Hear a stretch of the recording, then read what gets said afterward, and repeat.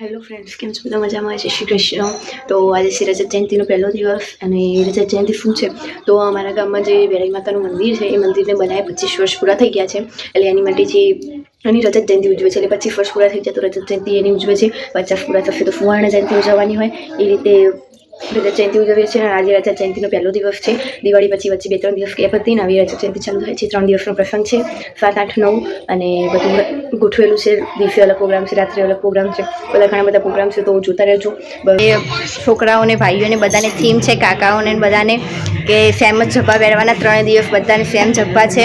Colour અલગ અલગ છે પણ એ બધાને સેમ પહેરવાના છે. એટલે આજે ગામમાં બધા લીલા લીલા જ દેખાશે અને હું પણ લીલામાં જ આવું છું. અને અમારે પહેરવાનું છે પણ કાલે પહેરવાનું છે. કાલે શોભાયાત્રા છે. એ વખત બધી મમ્મીઓને, વહુઓને, ગામની વહુઓને બધાને સાડીઓ અને દીકરીઓને, ફઈઓને જેવું કંઈ નહીં પણ દીકરીઓને બધાએ કુર્તીઓ પહેરવાની છે.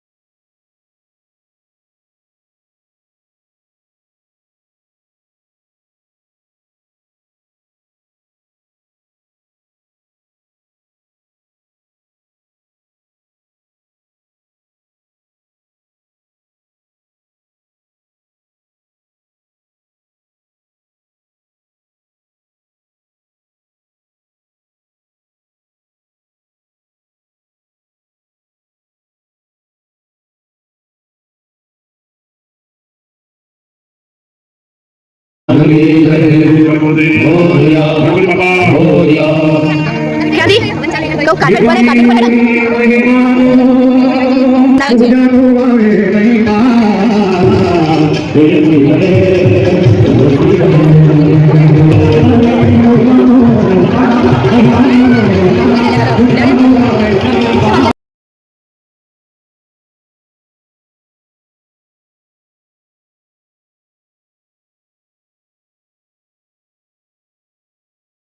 તો અમે ગામમાંથી ખાઈ પીને ઘરે આવીને હવે કપડાં ચેન્જ કરીને ઊંઘવાનું જ કરતા હતા.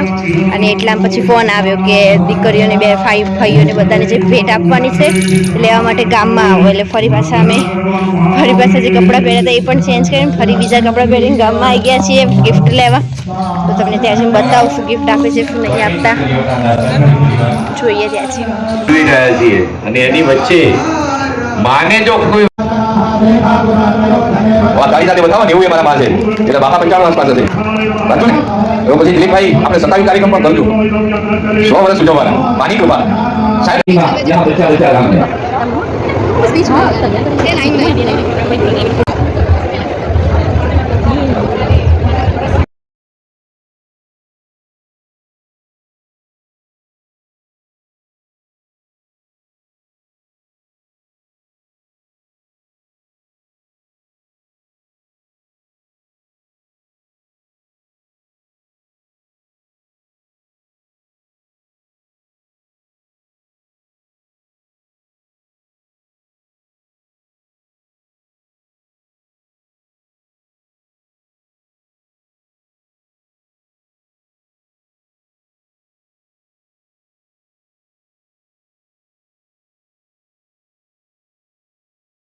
તાલીઓ સાથે વધાવા બધા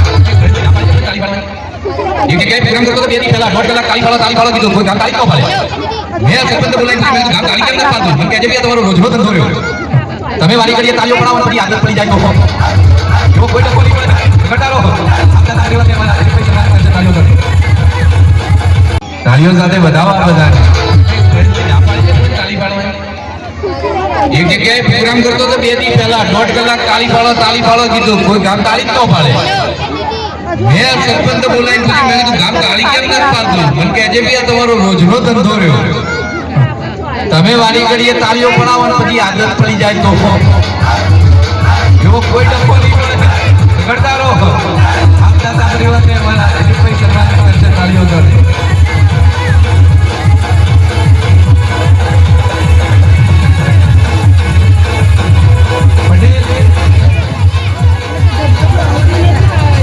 खुश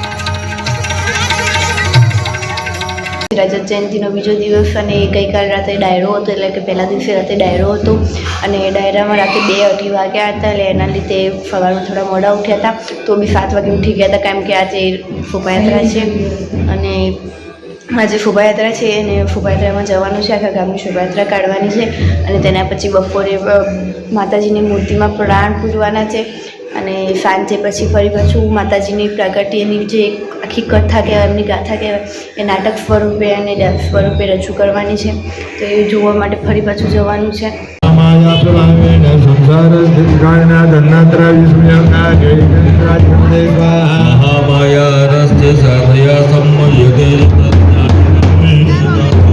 બધી બહેનોને અહીંયા આવવાનું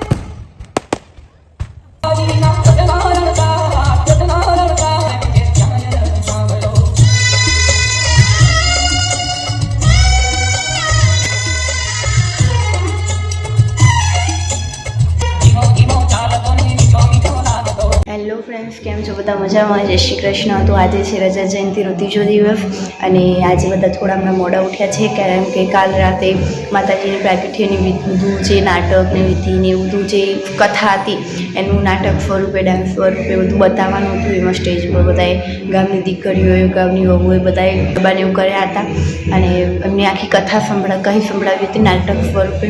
એટલે એ બધું હતું.